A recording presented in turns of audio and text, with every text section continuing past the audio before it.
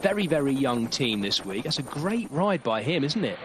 It certainly is. Did a very good ride yesterday as well.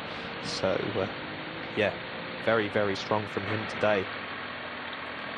Are we watching the start of a year where we see Egan Bernal getting back to his very, very best? He certainly has talked about that already this year. This is an impressive display in these really cold conditions.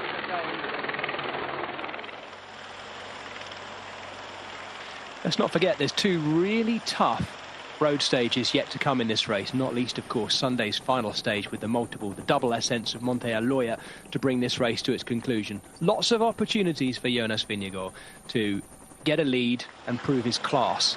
He's tried to prove it today, but it's not been anywhere near, as Ian said, not anywhere near as conclusive as last year. Having said that though, Jefferson Cepeda on that beautiful green MMR bike is just starting to be distanced a little bit, the Ecuadorian, leaving Jonas Vingegaard and Egan Bernal at the front. What a potent duo. I think Cepeda might be getting back on. Let's see. I did say it looked like he was just beginning to rock and roll ever so slightly in comparison to Bernal, who was sat on the back looking comfortable, and looks like he's had to jump around Cepeda as more pressure for Vingegaard goes down through those pedals.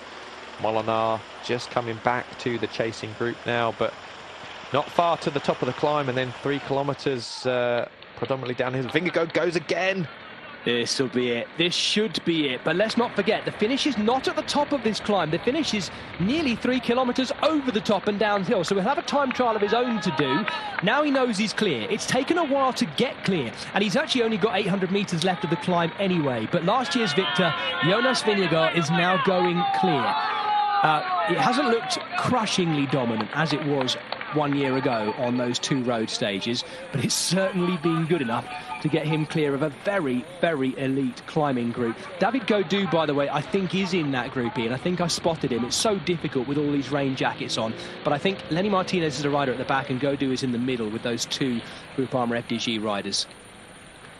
It's like 2 riders trying to jump clear from that chasing group, but right now only just over 600 meters to the top of the climb, and a good job for Vingegaard. Behind, it's in 1s and 2s. There's not a decent group of 4 or 5 riders that could work together on that final kind of 3 kilometers to the line. He's got over 20 seconds now to the vast majority of riders. This group that we see on screen now, last time check was 25 seconds. I'm sure it's probably gone out since his 3rd, 4th attack on this climb, so should be good now to hold this all the way to the line.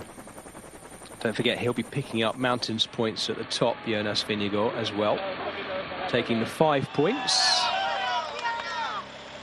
A good ride by Egan Bernal. Let's see how close he can keep. They're the following cars. The Shimano neutral service car behind Jonas Vingegaard up the road. 2 Tour de France winners at the very front of this race. The 2019 Tour de France winner, Egan Bernal, who at that stage looked like everyone thought he was going to go for multiple. He'd be taking multiple Tour de France wins. It wasn't to be the way, partly because of the generation he is racing amongst, but also due to the horror crash he had into the back of a stationary vehicle just outside his hometown of Bogota in Colombia 2 winters ago now. He continues his comeback, and this is part of it. He looked good, Ian, I think. It's not just the way he's riding, but also the intent he's showing with attacking. He's got Cepeda back with him.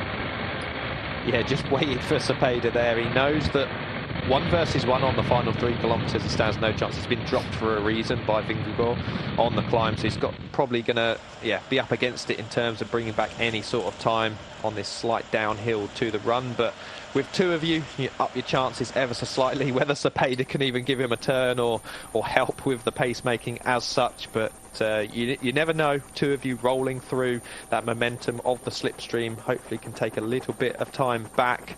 Just remember, there's 10, 6 and 4 seconds for the first 3 across the finish line in terms of time bonuses as well to take into account. But Vingegaard absolutely flying down this descent. This is going to be a fascinating chase. We know that Jonas Vingegaard is one of the best time trialists in this field. He's a good descender too as well. Not necessarily amongst the very best of them within a field like this, but it shouldn't cause him too many problems. Plus, he's got clear space all around him to take exactly the lines he wants to through these corners. There's that chasing group. What I'm trying to figure out, Ian, Molenaar is in there. What a ride that Dutchman is doing. He's going to get a great top 10 finish on this stage, I think, from this. Who is the Movistar rider? That's what I can't quite work out. Is that Guerrero? I'm not sure. I haven't managed to see a number just yet. Yeah, there's one in there, isn't there? There is potentially Guerrero, maybe Romo, Canal. There's a few different options, perhaps, from them. Yeah, I think you're right. I think he looks too tall to be Guerrero. I think it could well be Javier Romo. We'll keep an eye on that. Here we go. We had those incredible drone shots last year, didn't we, of Jonas Vingegaard in the time trial. This kind of feels a bit like that as we track alongside the Great Dane in this year of his contesting the potential of his third Tour de France victory in a row. It starts right here. There was talk about him riding Strade Bianche at one stage this spring. I think he's going to ride a slightly more varied season to last year, where it was a very, very predictable stage racing build-up for him. But it started for him, as it did 1 year ago, right here.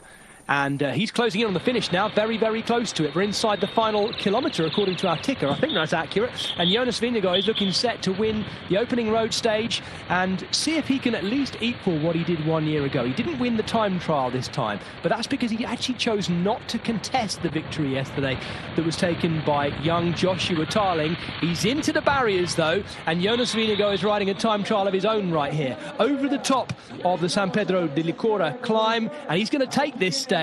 And with it, he's going to take a big bunch of bonus seconds and the gap he has over the rest of them. This should see him taking on the yellow jersey, the race lead of O Gran Camiño. That's that sweeping right-hander, the left-hander too, and Jonas Vingegaard is going to take the win. It will just be just a moment or two until he gets his hands in the air, but he'll keep driving towards the line because this is time gaps over a very, very strong chasing lead.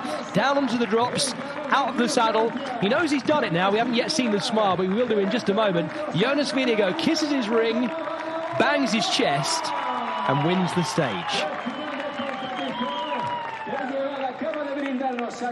Very, very dominant performance in the end, as we see two riders behind, Cepeda and Bernal coming up to the line. Hopefully we get to see who takes that second place, because 6 seconds on the line for those riders.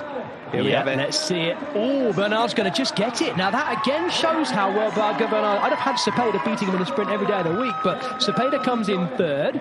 Bernal, Egan Bernal in great form. This is the sprint from behind as well. Led out by one of the... excuse me, one of the youngsters from the Visma Lisa bike team that was still in there. He has Lenny Martinez with him, who's also got a gap over that chasing group. And Alex Molenaar, look at the Dutchman going for it. He is on a great day. And it was, I think, Quentin Pache it was ahead of as well. That looks like just getting dropped off the back a little bit, Hugh Carthy. But there's our winner.